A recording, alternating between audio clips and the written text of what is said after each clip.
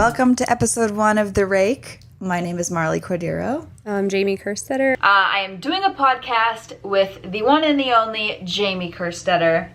We are starting a podcast on Run It Once's YouTube channel. I'm really stoked to be partnering with them and Jamie and getting this project out. This has been something I wanted to do for longer than you know, and I'll put the link below if you want to check that out.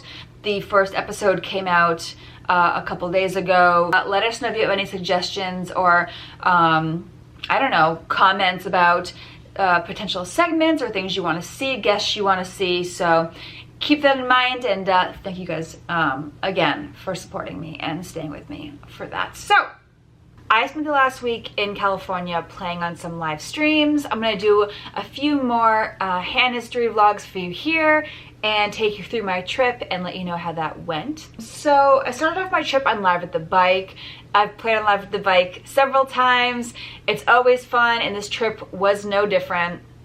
While I was in LA, I did stop by the Commerce Casino. Commerce Casino is great because you can play in some great high-stakes cash games in one of LA's oldest sweatshops. There actually used to be a Live at the Commerce show, but it didn't work because people thought it was just a commercial for UNICEF. Also, when I was in LA, I got a facial my day off. But this woman, all she did was put some kind of cream on my face and then give me some like shitty massage. Like I could have got that from any number of poker players. But I'm breaking out all around here, and I Googled it, and they say that when you get breakouts on your jaw, it's hormonal based. So that means if I want good skin, I basically have to get like a whole new personality, which is annoying. I have been sticking to going to the gym, and I also do the keto diet, which has been really great. You know, people who do vegan, they often say that they're vegan because they, you know, they care about the mistreatment of animals. And it's the same thing for me. I actually keto because I like the mistreatment of animals, so. This first day we were playing 5, 5, 10, $1,000 cap. We had an amazing cast of characters. We had a rapper, an actor, a Twitch streamer, Mamacita, and Big Al. So basically, you know, all of the major professions of Los Angeles. And yeah, it was 5, 5, 10, and the session got insane. So let's just jump right into these hands, guys. I had already decided I was going to mix up my strategy a little bit to be playing short stack poker against people who I assumed beforehand would be playing hyper aggressive. So I limp ace king off with the intention of, you know, limp jamming, getting it in. Under the gun 1 raises, and Mamacita next to act 3 bets. Now I'm a very happy girl right now. 5, we have Squints, who played Squints on The Sandlot. For those of you guys that remember The Sandlot, iconic movie. And then we have Puya in seat 6. Asian Andy, seat 7, prolific YouTube streamer. And we have vlogger extraordinaire Marley getting it all in here with Ace King pre-flop. I'm very happy. She makes it 150 and I have 1,000 behind. You know, obviously we want to get this in immediately. I do think that people in this game will definitely be stacking off with worse, even with a lot of hands that I dominate. So, you know, it's a bit of a big shove, but can't really just like 4-bet because it's effectively the same thing. So I ship and she does call, and luckily we get a double up in the first couple orbits. So now I've got 200 big blinds, and it feels like I can actually do some damage, so that is just good.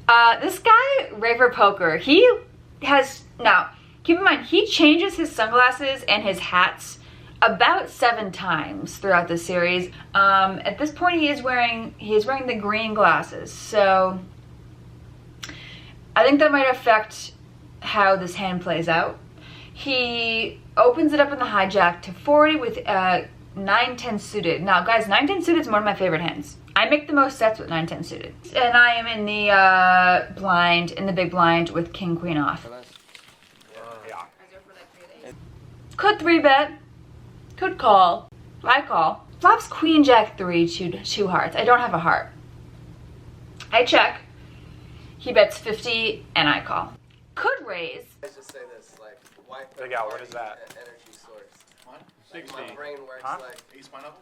like Ace? management or engineering. Is that champagne? something. So why would I third party energy? But he's wearing the green glasses, so I decide to just call here.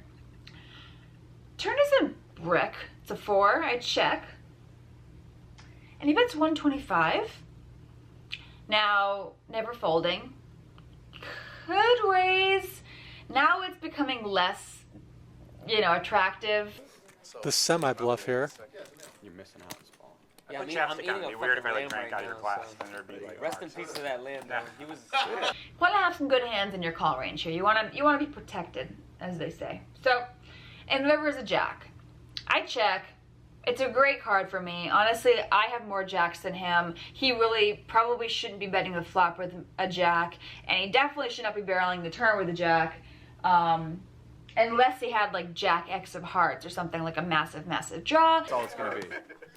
But I've had that Impossible Burger, and it's just like it doesn't taste. It doesn't taste the same. No. I've seen like vegan steaks Snap. that are like. He does bets 250, and I quickly call. So in this hand, I have ace king suited under the gun again. So I decided to just raise this time. Why not? I get 4 callers. So hijack, button, big blind, and straddle call me. Let me see him. Hide him. Just show him one. All right. How's it being a Colts fan? I want to play. Alright. This one's for Ted. This one's for you, Ted. Yeah. No, I know.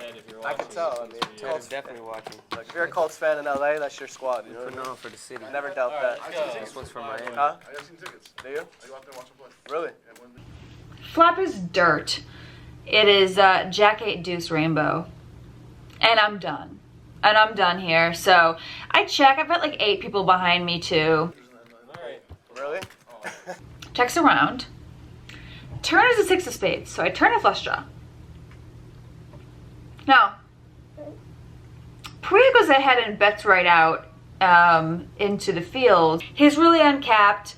He's betting into 4 people, which is very strong. So do not think that raising is an option here. We do not want to get blown off our hand. And we want worse flush draws in so we can cooler their ass. We go 3 ways, and I think that, I'm getting called pretty much always. So want to bet big, but you don't want anybody to be hero folding top pair or even 2 pair if you really bomb it. So I bet 300 into 400, and Puya snap calls and I win. So pretty standard hand again. At this point, I'm just happy. Like, I'm running pretty good,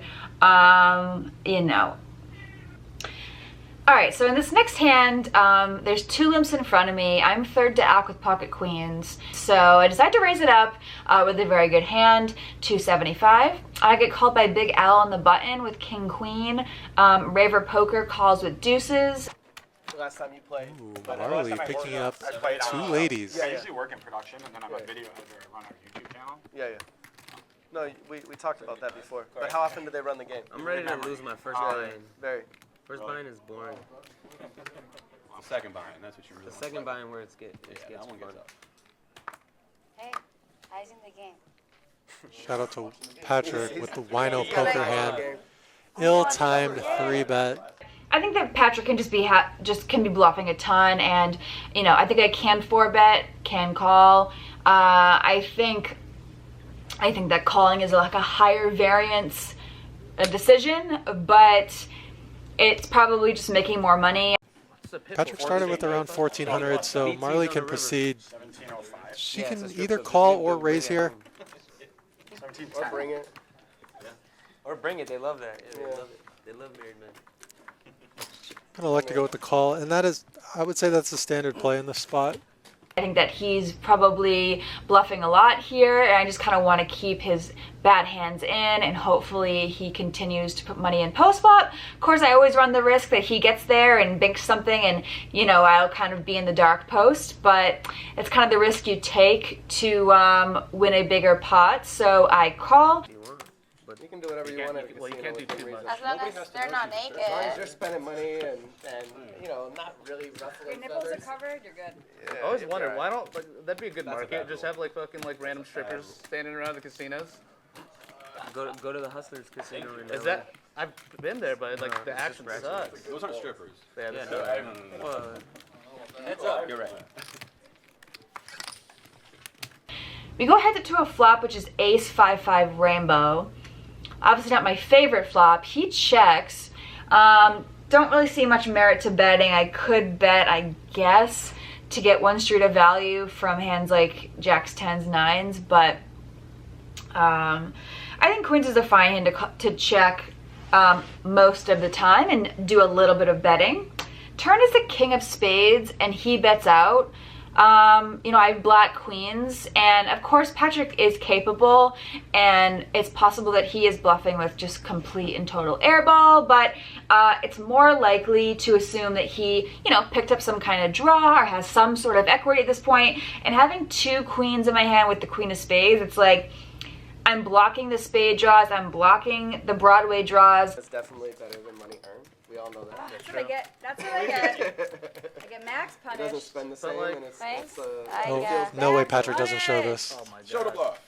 But I let it go, and he shows me the 8-6 of spades, the Wino poker hand. Shout out to Wino Poker, her favorite hand. And you know what? It strikes again. It got me good. And, you know, Patrick is an aggressive opponent, so I assume that he was probably finding that second barrel on the river. So, tough spot for me, and, you know, on to the next hand. All right, this next hand's kind of interesting. I open it up under the gun with 9-8 of clubs to 35. I get called by Mamacita, and Big Al 3-bets the button to 115. Poya cold calls in the big blind. We're not super deep, maybe 1,500 deep, I'm not sure, but when he 3-bets me, my first instinct is to just auto-muck, but when Poya cold calls, you know, at this point, the 3-bet isn't very big, so I'm probably just going to flick it in and tread carefully post. Mamacita flicks it in as well. So obnoxious when people do that all the time. I love it. 4 players. Flop is Jack 9-3, 2 hearts, no club. Checks 2 Big Al on the button. He bets 340 into 415, so pretty large bet. Puya folds, and it's back on me. You know, yes, I did call pre, and I did flop a piece, so... Betting 60% pot here. I think it's fine. There's 2 hearts on the board. This isn't mine. This isn't mine. Hold on a second. Should I check it like last Oh, time? you want one or no? No, I'm okay. Thanks. I didn't think so, considering your travel schedule and shit. Yeah. I'll be in Ohio soon, Mark No, Wilson. stone fruit, underripe banana.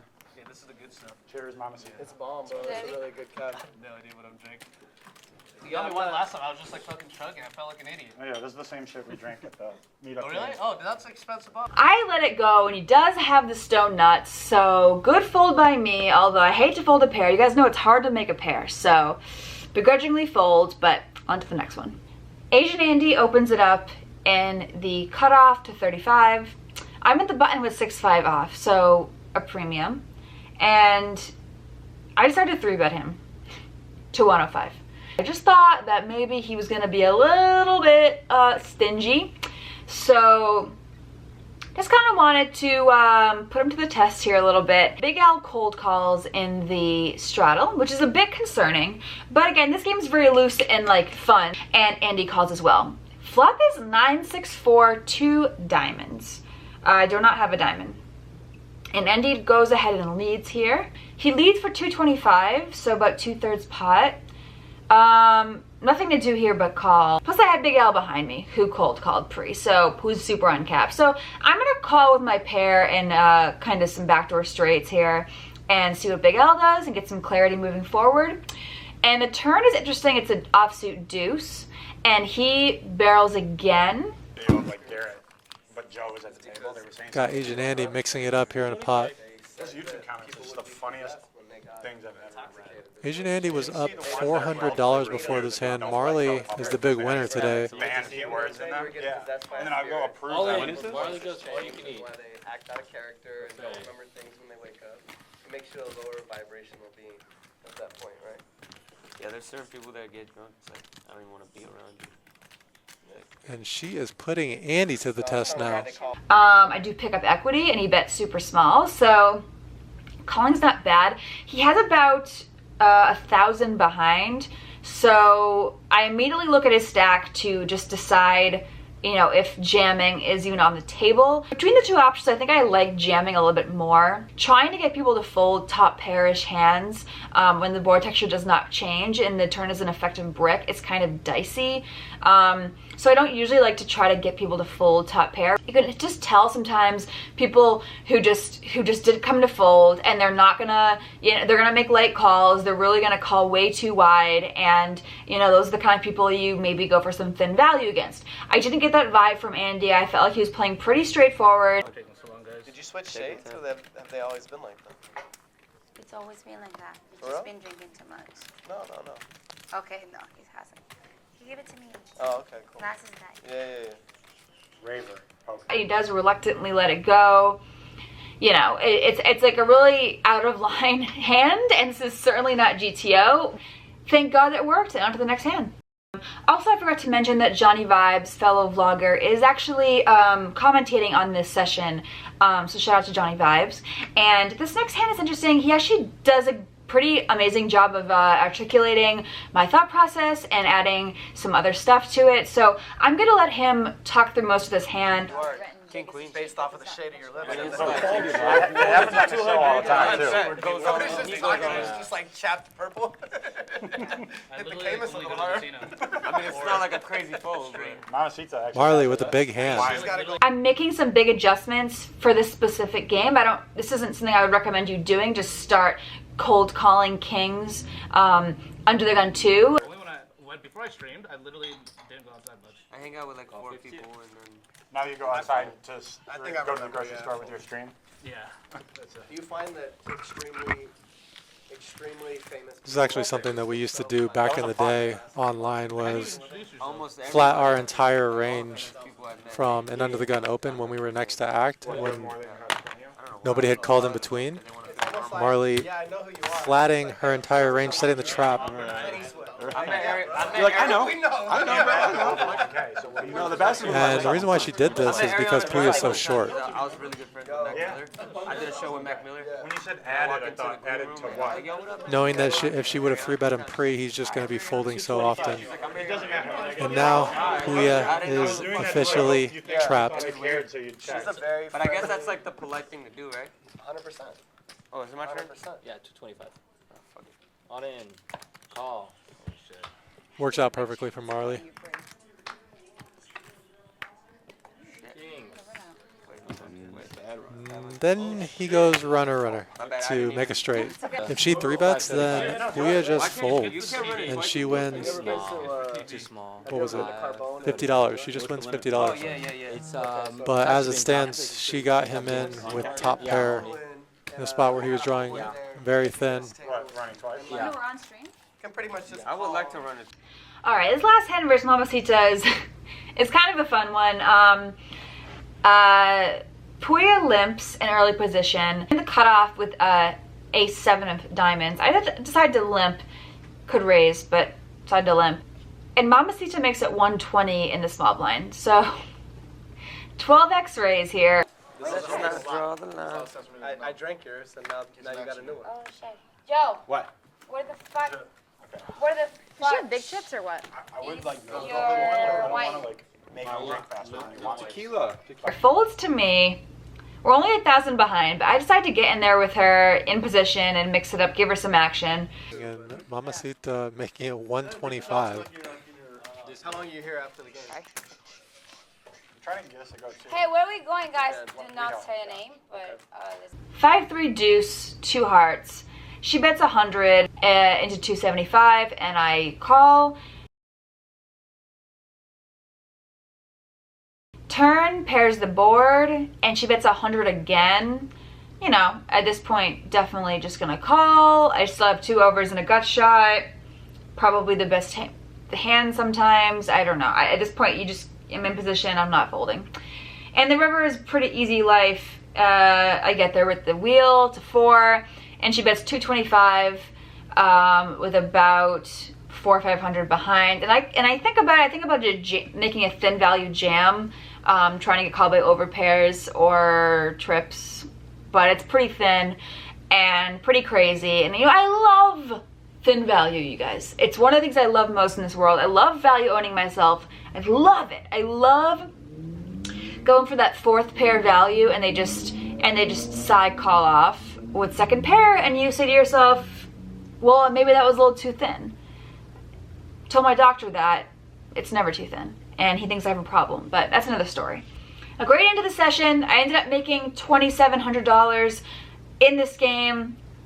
Solid profit. We kept playing afterwards. We turned the game into 10-20 with an uncap. No limit to the amount of chips you can buy in for. So continued playing after the stream and won an additional 5K. So I won 7,700 the first day. So it is always good to start off a trip up 7,700, and I feel good. And I ran pure. Really, the only hand that I lost, you know, was that King's hand. I had a great time at the bike as always, and I'm gonna be back there soon and try to play in there more, as I just like love the vibe there. I don't know what it is about LA, but they really just get the best group of people, and everyone's fucking having fun. That's the best thing about LA, and no one's grumpy, and well, besides me. No one's grumpy besides me, but one's not bad. So thank you guys for sticking with me. Thank you guys for watching. I am going to be coming back with part 2 of the Live at the Bike stream. It is a 5, 10, 20 game, so much bigger game, much crazier game, and it went a little bit differently for me, so I'll let that be a cliffhanger for you guys. But part 2 coming out soon, and then following that, I am going to do a vlog about my trip to Stones Live, which is in Sacramento, another amazing casino. Don't forget about my podcast on Run It Once, and I'll see you guys next time with part 2 of Live at the Bike.